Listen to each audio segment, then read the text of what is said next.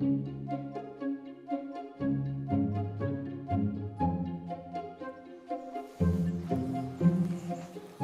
fait 20 ans que j'écris des récits de voyage. J'ai visité une quarantaine de pays.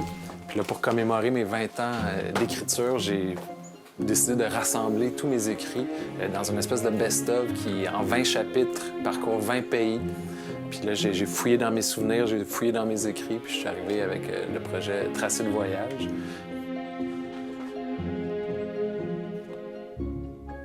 J'ai commencé à écrire des récits de voyage vraiment pour moi-même, dans le fond. C'était des carnets de voyage qui étaient destinés à moi. Puis c'était vraiment parce que le voyage m'a apporté tellement dans ma vie, autant au niveau de la découverte des autres pays, de l'histoire, la géographie qui s'apprend par les pieds, comme on dit, mais aussi au niveau du développement personnel. Puis je me sentais souvent à la bonne place au bon moment. Donc j'ai décidé d'écrire pour pas oublier, pour être capable de me souvenir de ça, puis aussi, en le relisant, de me replonger dans cette espèce de sentiment euphorique que je vis en voyage.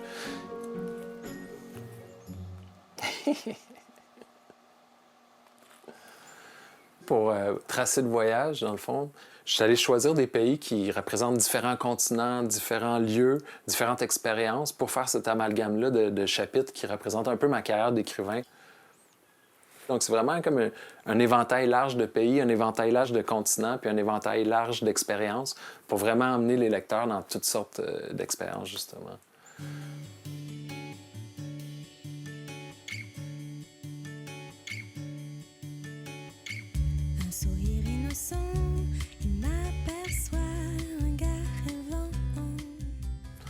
Ouais, l'oubli, ça me fait peur, dans le fond, parce qu'on se rend compte que même si on emmagasine des expériences, si on les oublie, c'est comme si notre vie était vide. Fait que c'est pour ça que, à travers l'écriture, à travers la photo, à travers la vidéo, j'essaie toujours de combattre l'oubli en documentant mes expériences puis en les partageant, dans le fond.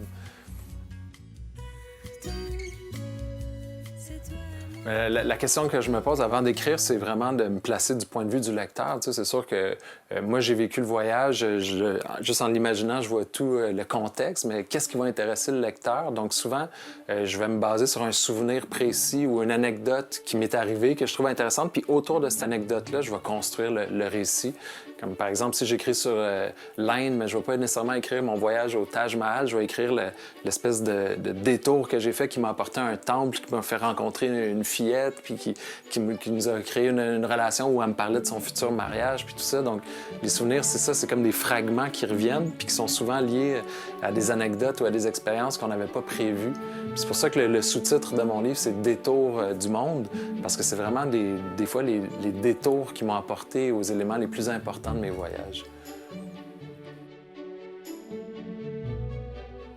Mais c'est vrai qu'avec le temps, dans le fond, le souvenir, on dirait qu'il va se polariser. Le petit détail va prendre plus de place que le reste. Puis des fois, ça va faire de l'ombre aux autres choses qu'on a vécues. Puis c'est un petit peu ça aussi qu'on essaie de faire à travers le visuel dans le livre, c'est de mettre en lumière des flashs qui vont prendre plus de place, qui vont occulter d'autres souvenirs. Mais c'est un petit peu comme ça que ça fonctionne, la mémoire, dans le fond.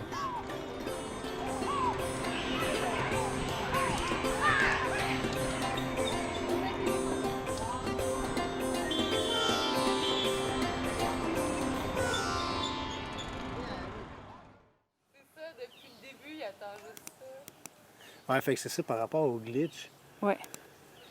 Dans le fond, quel bonhomme que tu veux animer avec le glitch? Ben, l'espèce de dieu qui rentre, là, tu sais, ouais, quand il rentre au début. Au début ou à la fin? Ben, tu sais, on avait dit que peut-être on le ferait glitcher juste en sortant. Bien, la part de Miss Pixel puis de Marc, c'est vraiment d'aller au niveau des images, au niveau des sons, un peu comme un rêve quand on se souvient d'un souvenir précis. Bien, on a des flashs d'images, des souvenirs pixelisés, des sons qui viennent comme un peu fantômes ou qui viennent appuyer ça.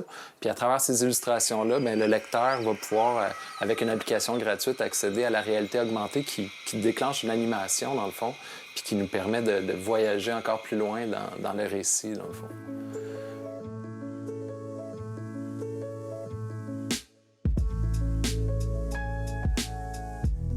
Est-ce que c'est par nostalgie que je fais un retour sur mes 20 ans?